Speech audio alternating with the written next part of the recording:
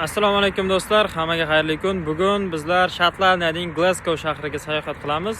Videoda Shotlandiyaga bo'lgan sayohatimizni ko'rsalaringiz bo'ladi. Bundan bir oy oldin Edinburg shahriga sayohat qilgan edik, YouTube'ga birinchi video qo'ygan edik.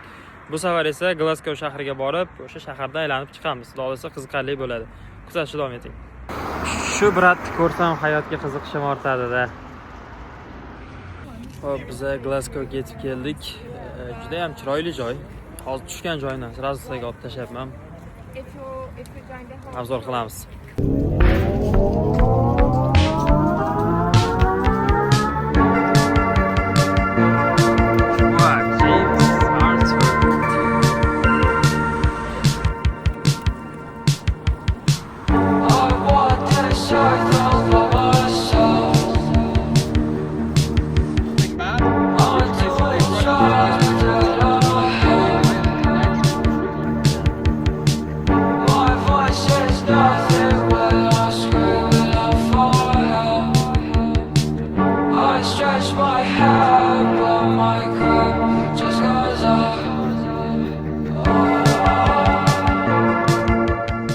To'g'risi bunaqangi qabristonni hali ko'rmagandim shu paytgacha sayohatlarim davomida.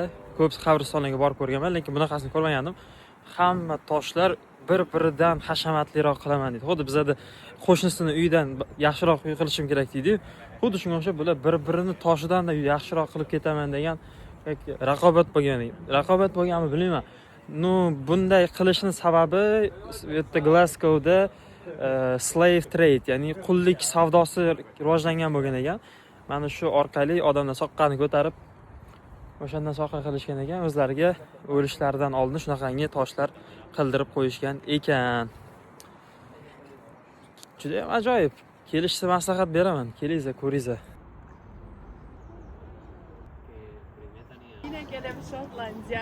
Qiziqarli faktlarni aytadigan bo'lsam, bu yerda Spider-Man'da yangi qismi olingan. Hali chiqmagani. Aynan mana shu Glasgow shahrida olingan. Undan tashqari Batman kinosi olingan bu yerda. Yana boshqa ko'plab mashhur kinolar olingan. Angliyada eng ko'p kinolar olingan shahar 3taligiga kiradi Glasgow shahri. O'shaning uchun kelinglar, ko'ringlar, sayohat qilinglar, maza qilib. Angliyaning o'zini milliy ovqatlaridan yeb ko'ringlar, bo'lmasa ham ular topsa bo'ladi, lekin yaxshilab harakat qilsalaringiz topsa bo'ladi. Misol, haggis bor, Shotlandiyaning haggisi bor. Yoki fish and chips deyishadi, lekin u milliy ovqat deya olmayman. Oddiy baliq bilan kartoshkani qovurib bergani. Ularda o'shani milliy ovqat qilib olishgan, mayli. Xullas, nima bo'lsa ham kelinglar, ko'ringlar. Nimadir o'rganib ketasiz eng kamida.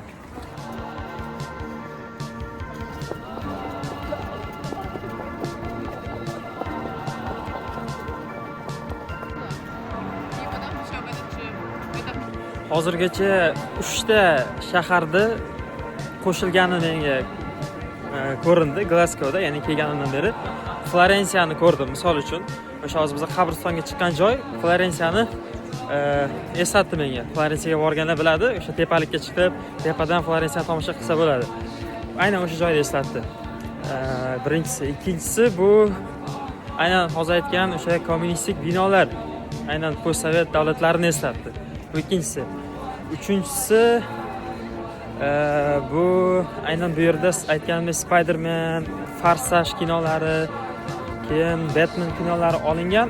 Ular ham qaniydir Amerikan vibe beradi. Ko'chalardan yursangiz ozroq shu vibe bor. Yana bir, endi to'rtinchisi ham qo'shib, to'rtinchisi bu menga arxitekturasi eslatyapti. Parijda. Endi Parijda arxitektura sal boshqacharoq ko'rinadi, lekin baribir Parij Vena arxitekturasiga juda yaqin. Newcastle, o'zi UKdagi o'zi ham Newcastlega ham tortib ketadi, o'xshab ketadi. Kelsangiz, ko'rsangiz, shunaqa davlatlar sayohat qilsangiz, shunaqa qilib analiz qilasiz. U yoqdagi davlat bunaqa edi, bu yoqdagi bunaqa edi deb shunaqangi har xil xulosalarga kelasiz.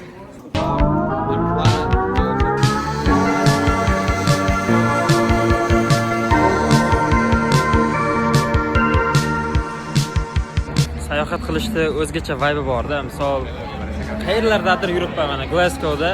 Bu yerda qo'shiq bo'lyapti, sizlarga eshitayapti bilmayman, lekin cho'tki qo'shiq vibe bilan maza qilib, o'rtoqlar shu yerda hamma joyda maza qilib sayohat qilib yuribmiz. Eng qizig'i, men sayohatda yaxshi ko'radigan narsalarimdan biri sayohat qilib yuraman-ku. Kinolar ko'rganimda o'sha kinolarda men borgan joylar kadrlari olinganda baribir kino qayerdadir olinadi, qaysi shaharda, qaysi joyda olinadi. Va juda ham ko'p kinolarda ko'rsatgan sahnalarda men bu yerda bo'lganman-ku degan fikr har doim o'tadi. Mana shu narsa ham o'zgacha bir hissiyot beradi. Maza qilasiz odam. O'shaning uchun sayohat qilingizlar, ko'ringizlar, aylaningizlar, maza qilib yangi tajribalar orttiringizlar. To'g'ri, planlar qilish, maqsadga erishish albatta kerak. Bu hech qanaqangi без сомнений, ya'ni hech qanaqangi nima deydi, savol javoblarsiz aniq bo'lish kerak degan narsa.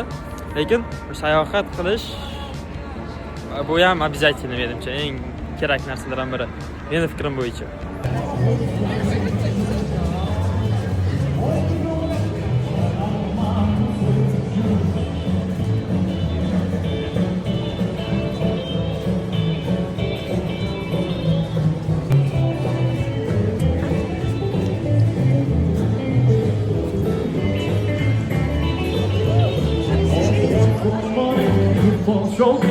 We got ready now, go get go, go, go, go, go. What's like shoes? Go, go, go.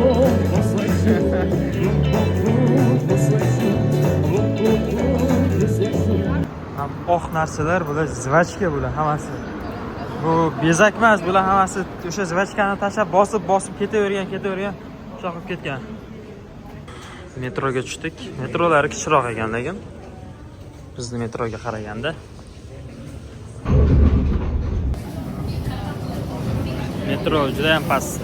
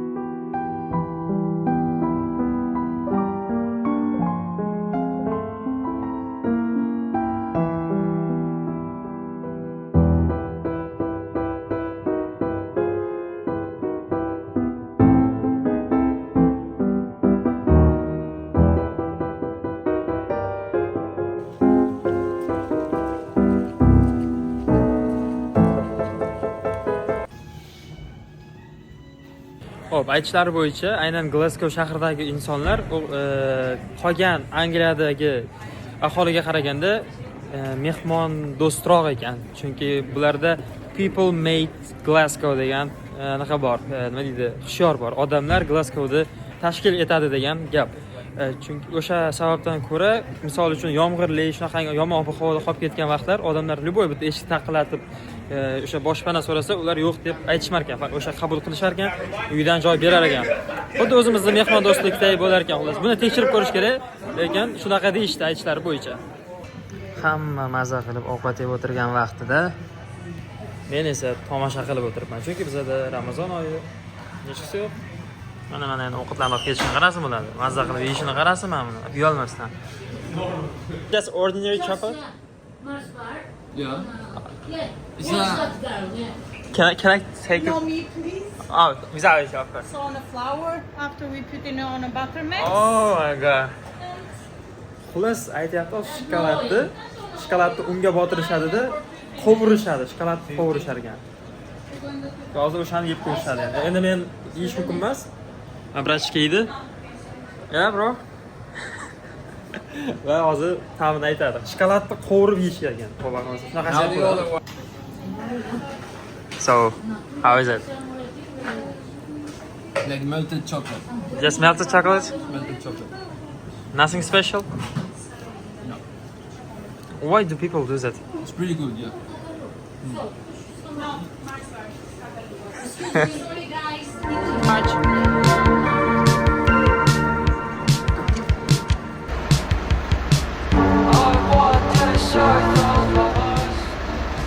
Celtics'ni formasini sotib olishga keldik.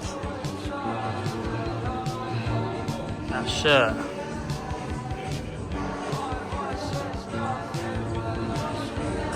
£40 ekan. Bitta futbolka.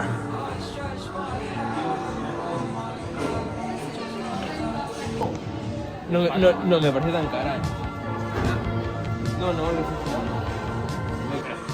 Bu Shotlandiyani sigirlari. O'zi haqiqiysini ko'rishga kelgandim, lekin bugun ko'ra olmasa kerak.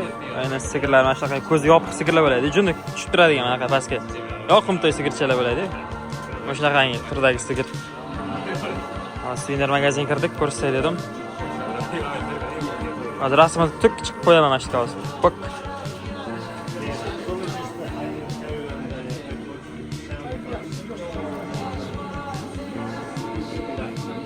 Oh, Scotland and Italy. Suvenirlarning biri mana. Yubka kiyib yurish yaxshi emas. Shotlandiyaliklarga ana dars bo'lsin deb ko'rsatilgan.